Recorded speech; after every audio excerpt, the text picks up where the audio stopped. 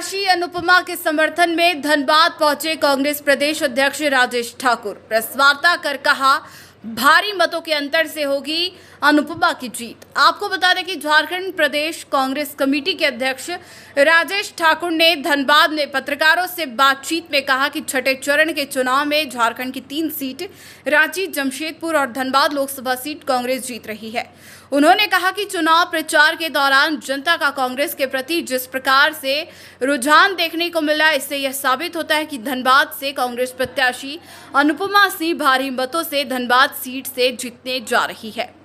मंत्री बादल पत्रलेख और मंत्री हफीजुल हसन को ईडी द्वारा समन भेजे जाने के मामले में उन्होंने कहा, मीडिया के माध्यम से यह जानकारी मिल रही है कि 2 मंत्रियों को ईडी ने समन जारी किया है और यह साफ बतला रही या कि भाजपा। देखिए, चुनाव प्रचार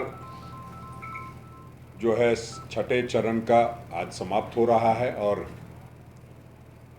जिस तरह से हम लोगों ने पिछले दिनों चुनाव प्रचार किया है और जिस तरह से जन समर्थन प्राप्त हुआ है, हम ये कह सकते हैं कि इस जो चरण में चुनाव हो रहे हैं उन तीनों सीटों पर हम लोगों को अपार जन समर्थन मिल रहा है। रांची हो, धनबाद हो और जमशेदपुर हो, और जो आज धनबाद में देखने को मिला है, निश्चित रूप से हम कह सकते हैं कि हम भारी मतों से धनबाद चुनाव जीत रहे हैं।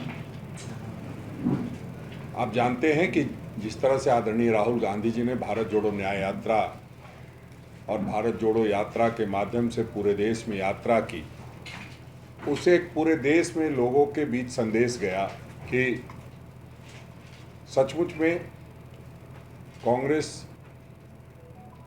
आम जनों के लिए चिंतित है और वो चाहती है कि जो देश में अन्याय बढ़ा है उसको रोकने के लिए, और उसका नेतृत्व आदरणीय राहुल गांधी जी कर रहे हैं। उसके बाद आपने देखा किस तरह से इंडिया जनबंधन बना और उसके बाद लोग का जो रुझान दिखाई पड़ रहा है पूरे देश में, जो अब तक चुनाव हुए हैं उसमें हम ये कह सकते हैं कि हमारे ओर रुझान ज़्यादा है। और जिस तरह से प्रधानमंत्री शुरुआती दौर में कह रहे थे कि 400 पार की बात कर रहे थे, अब वो नहीं कह रहे हैं, तो वो उनको भी पता चल चुका है कि हम अब कहीं भी नहीं हैं।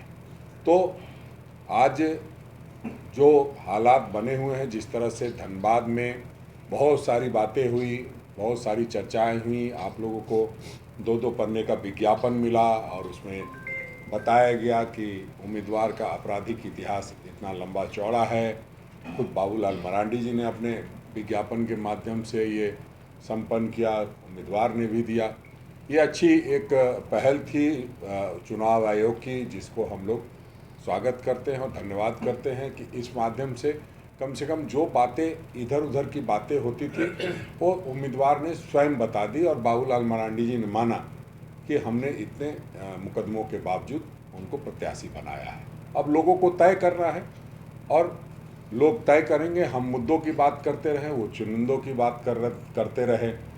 अब प्रधानमंत्री जी ने आपने देखा किस तरह से पूरे चुनाव को एक भटकाने की नापाक कोशिश की और लगातार कुछ न कुछ कहते रहे, कभी हिंदू, कभी मुसलमान, कभी श्मशान, कभी कब्रिस्तान, कभी मंदिर, कभी मस्जिद, कभी मुगल, कभी मुगलई, कभी मंगलसूत्र भी।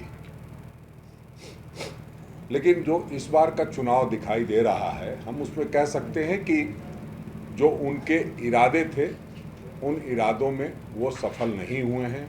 लोगों को मुद्दों से भटकाना चाहते थे। अंत में तो उन्होंने यहाँ तक कह दिया कि जो अडानी के टेम्पो से पैसा भर भर के कांग्रेस के पास जा रहा है। ईडी ने अब तक प्रधानमंत्री जी को बुलाया नहीं है। शायद प्रधानमंत्री जी ने जिस तरह से बातें कही थी, खुद से ईडी को बुलाना चाहिए था कि अगर आपके पास कोई जानकारी है तो पूछताछ उनसे ईडी को करनी चाहिए थी। हम समझते हैं कि आने वाले समय में 4 जून के बाद ईडी इस संदर्भ में ज़रूर पूछताछ करेगी कि आपने ये बयान जो दिया था उसके बारे में आपको क्या क्या जानकारी है, कहाँ कहाँ पैसे गए हैं, वो आप बताने का कष्ट करें। तो प्रधानमंत्री जी ने लगातार हल्की बातें करके इस चुनाव को हल्का करने का प्रयास किया, लेकिन लोगों ने गंभीरता से लिया और लोग ये समझे कि मुद्दों की बात हो, लोग चाहते थे मुद्दों की बात हो, लेकिन कभी मुद्दों पर बात नहीं किए। और जिस तरह से आज आप देख रहे हैं जो प्रयास हो रहा है, जो हमारे मंत्रीगण को की छवि को खराब करने के लिए, आप यूँ कहिए कि आज भी जो मैं अभी तक मीडिया से सूचना मिल रही कि और 2 मंत्री को ईडी ने समन किया है।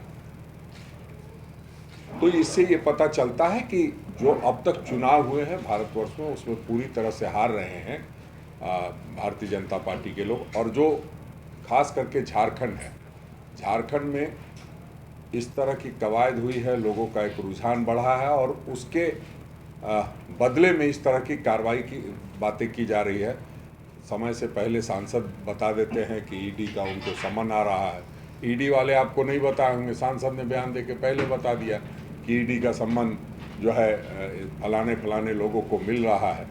तो अब ये तय हो गया कि गोड्डा सीट भी वो भारी अंतर से हार रहे हैं। तभी इस तरह की कार्रवाई हुई है कि जो 2 उस संसदीय क्षेत्र से संबंधित लोग हैं उनको ईडी ने समन किया है। तो अब इस तरह की और कार्रवाई होगी। 1 तारीख तक का समय है और 1 तारीख तक जो लगातार इस तरह की और सारी कार्रवाई हो सकती है। बहुत सारे लोगों को ईडी बुला सकती है, पूछताछ कर सकती है, लेकिन जो पूरा माहौल है वो ऐसी चीज़ों को बर्दाश्त करने के मूड में नहीं है। और हम ये कह सकते हैं कि इस बार का चुनाव एक खास तरीके से, एक खास प्रकार से लड़ा जा रहा है। हम लोगों ने पूरी मेहनत की है और जो आपने देखा होगा आज कार्यकर्ताओं का उत्साह, हम ये कह सकते हैं कि धनबाद सीट को हम जीत ही रहे हैं, भारी अंतर से जीत। धनबाद कोलांचल की बात करें तो भूमियार साहब समाज जो है कहाँ चल रहा है? देखिए, अब ये तो बहुत छोटी छोटी बातें हो रही है। हारे हुए लोग इसी तरह की बात करते हैं। किसी को भी समाज का नेता बना देंगे, किसी को समाज के नाम पर दुकान चलाने की ठेकेदारी दे देंगे। ये जिस समाज के बारे में आप कह रहे हैं, वो समाज किसी की बात को मान ले ऐसा संभव नहीं है। वो देखता है कि उम्मीदवार कौन है और हमें क्या निर्णय लेना है। प्रबुद्ध लोग हैं, तो निश्चित रूप से जो लोग इस तरह की कवायद में लगे हैं, जो समाज को बेचना चाहते हैं, उनको सफल नहीं होने देगा हमारा समाज। तो इसलिए हम समझते हैं कि इस तरह की कवायद चलती है, ऐसे कोई कुछ नहीं होता है। कहीं कुछ ना कुछ मजबूरियां रही होंगी, तभी इस तरह के बयान आते हैं। हम समझते हैं कि इस तरह के बयान पहले हिंदू मुसलमान, फिर अब जात जमात, यही होता रहेगा। तो इससे कोई फ़र्क नहीं पड़ने वाला है। इस तरह की बात करते रहते हैं लोग। बहुत हमारे समाज में एक से एक प्रबुद्ध लोग हैं और सबकी बात सब लोग समझते हैं कि कौन किस वजह से किसके बारे में क्या कह रहा है। देखिए, बोकारो के हैं विद्यासागर गिरी जी, एटक के उपाध्यक्ष हैं, बहुत पुराने नेता हैं और उनको कल एहसास हुआ होगा, जो अभी भारतीय जनता पार्टी को एहसास नहीं हुआ है। आने वाले समय में भारतीय जनता पार्टी को भी एहसास होगा कि ऐसे लोगों को रखने से क्या फ़ायदा और क्या नुकसान होता है। जो उनका मजदूर संगठन है, उनके एटक से एफिलिएटेड है। उनसे कल मेरी बात हुई थी और वो एक प्रबुद्ध लोगों में गिने जाते हैं। और जिस तरह से धमकी दी गई है, धमकी का जवाब जनता देगी, मजदूर देगा, क्योंकि मजदूरों की पुरानी राजनीति करते हैं। बोकारो स्टील प्लांट से के मजदूरों की बात हो, धनबाद, बोकारो, हजारीबाग, सभी जगह मजदूरों के बीच रहे हैं। और ये गोली बंदूक और बाकी सारी चीज़ों से डरने वाले लोग नहीं होते। जो मजदूर होता है वो सिर्फ अपना पसीना बहाना जानता है, खून बहाने वाले लोगों को मुकम्मल जवाब देना भी जानता है।